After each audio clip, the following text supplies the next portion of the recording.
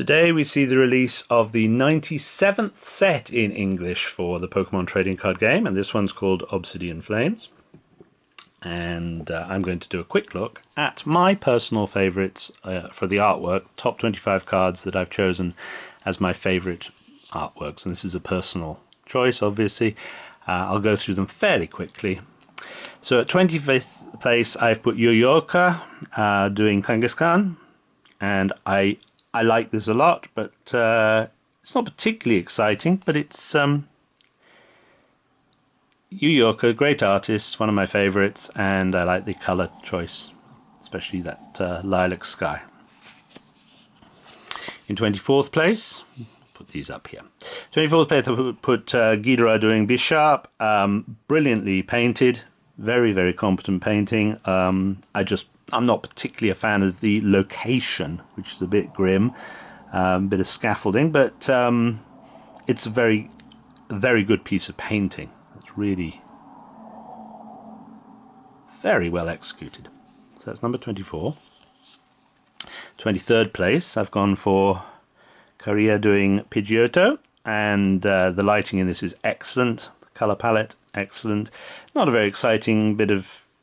There's no action, there's no nothing happening, but it's a really beautifully done card. So that makes my number 23. 22, I've gone for the first of Sekio's cards in the set. This is Togedemaru, and it's very joyful, and it's Sekio, who I really like, very delicately drawn, and very nice. I love this sort of slightly antique colour palette, as if it's sun faded. Very nicely done. And 20. This is 20, I think. 25, 24, 22. No, this is 21.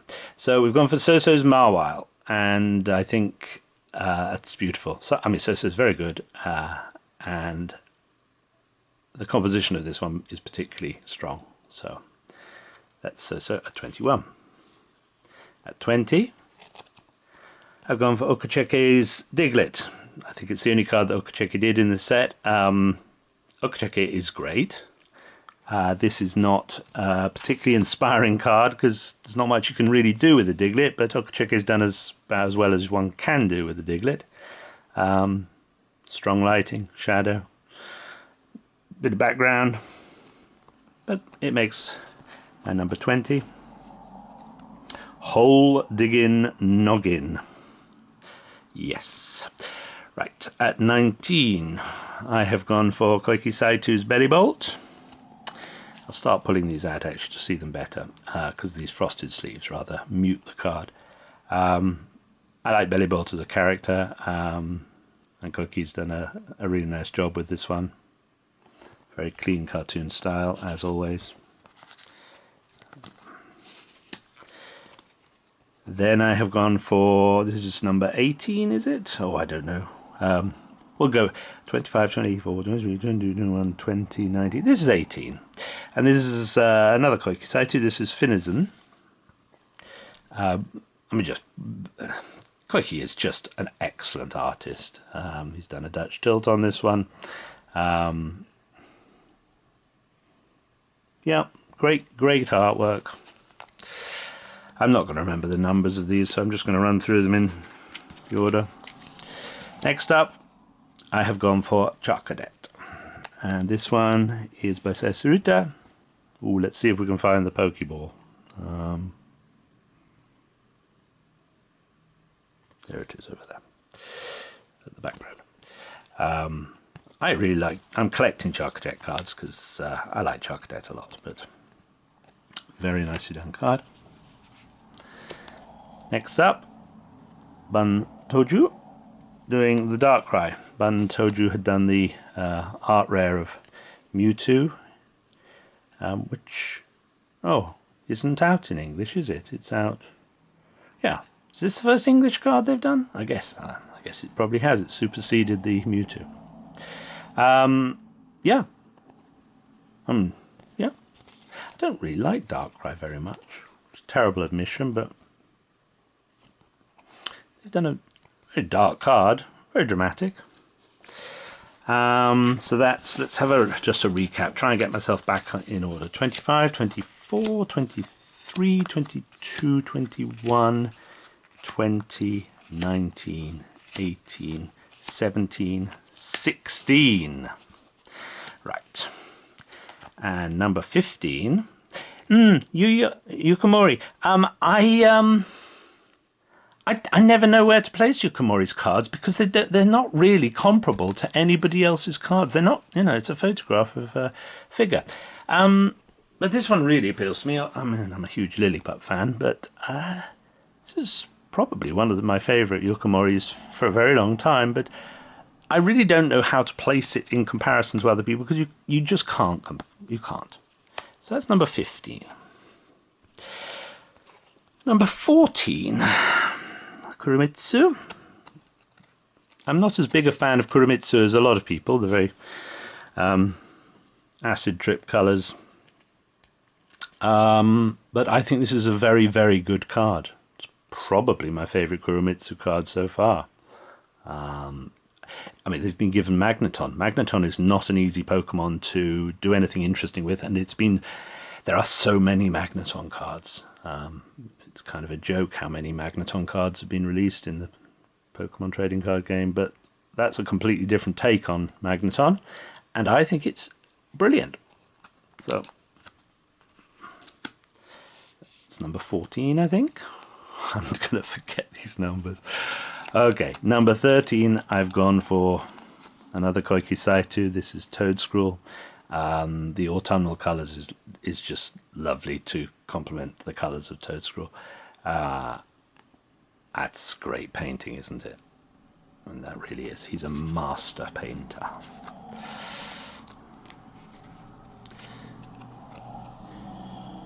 $12, I've gone for another Sekio. Do I like Snubble? I've never really liked Snubble, but there's something very appealing about Snubble at the same time. I mean, a bit like pugs. Pugs, are they attractive or are they repulsive little dogs? But it's actually quite cute as in its little pink dress with blue spots sort of thing. Yeah. It's Sekio. That's a really nice piece of Sekio. At 11, I have put this Numel. I'm going to start collecting Numel cards, I think, although I've probably got most of them already, but there are some really good. This is Mizui. There are some really great Numel cards through the years. It's an odd Pokemon because I really, really like Numel. I've always liked Numel. I don't like Camerupt. And I don't like most Camerupt cards. There's an awful lot of bad artwork on Camerupt cards, but there's a lot of good artwork on Numel cards.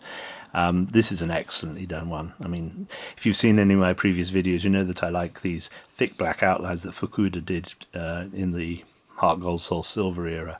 And there's a number of artists, Mizui, Match, etc., who will also do these very delineated figures out in the forefront. And I think it really works here. So that was number 11. So here are my top 10. At 10, I've gone for Yuyoka doing Darmanitan. Not an easy character to paint because Darmanitan's ugly.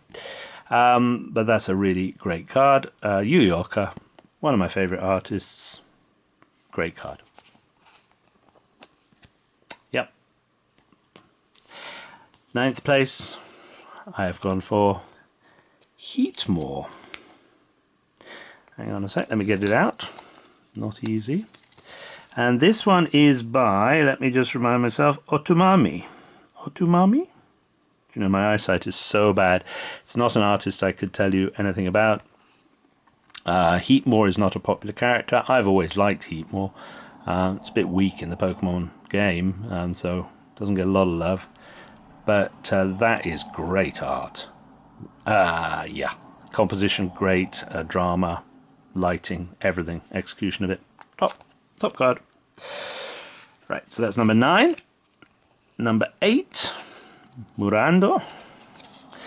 I'm a collector of Stoutland, so Always happy to get another one. And this one is by Keisin. I don't know Keisin, but they have done a beautiful card.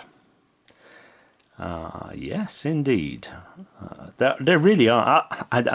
The Full Art V Stoutlands are ugly, but every other Stoutland card that's ever been made is A-class card. So let's see, how many have I got left to do? 1, 2, 3, 4, 5, 6, 7. You can see one of them is Japanese because they don't have it in English.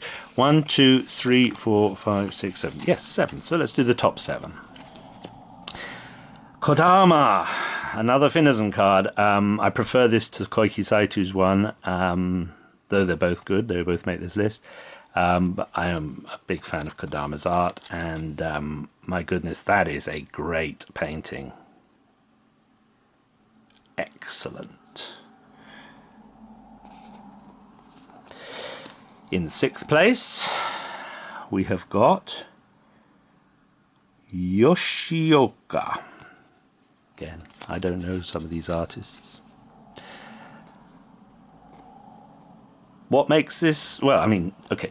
Some cards have an advantage that they're painting a Pokemon that's really attractive, likable, interesting, can be done in various ways. You know, it's a lot easier to do a good Ninetales card than it is a good Magneton card or a Magnemite card. Yeah. But so they have the advantage of it being Ninetales. Ninetales is very posable, paintable, whatever. They've done very good work with that. The lights, the evening light, great. Next up, I have put Arita's Lycanroc. So I haven't put Arita's Lycanroc in 1st place. I've put it in 5th place. Still love it. I'm not actually going to say anything about it because people are bored of hearing me talk about how much I love Arita. So that leaves me the top 4. And in 4th place, I've gone for Sinanahara's Ninetales AR, which I mean, I love their art. But that is fabulous. I mean, all these last few are fabulous because they've beaten Arita to the top spot. So, yep, that's number 4 for me. At number 3, Yu Yu Oka's Bouffalond. I love Yu Yu Oka's work. The colour in this, spectacular. The pose, spectacular. Again, quite often Yu Yu Oka is given one of the least popular Pokemon, and they still do amazing work with it. That is amazing. That's number 3. At number 2, I'm sorry that your personal favourite, if you're watching this, is not in these last 2, but these are my favourites. At number 2, I went for Caria. I think, did they do the Pidgeotto? I don't know. Oh my god. Simple, but nailed it. Absolutely nailed it. There's no better Herdia card, I don't think, out there. That is fantastic. And it's the simplicity of it that makes it fantastic. So that's my number 2. Can you guess what my number 1 is? You probably can't.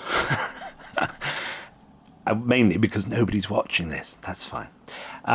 So my number 1 is this.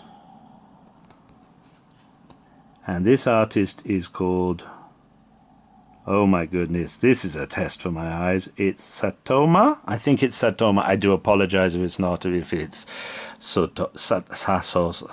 I can't read. My eyes are so bad these days. I cannot read that. Let's try and do it on the camera. Well, there you go. That's the artist. This, wow. I mean, you have to understand how that's constructed, and the light of it is so good. So good. So, that is my favourite. Obsidian Flames, my top 25.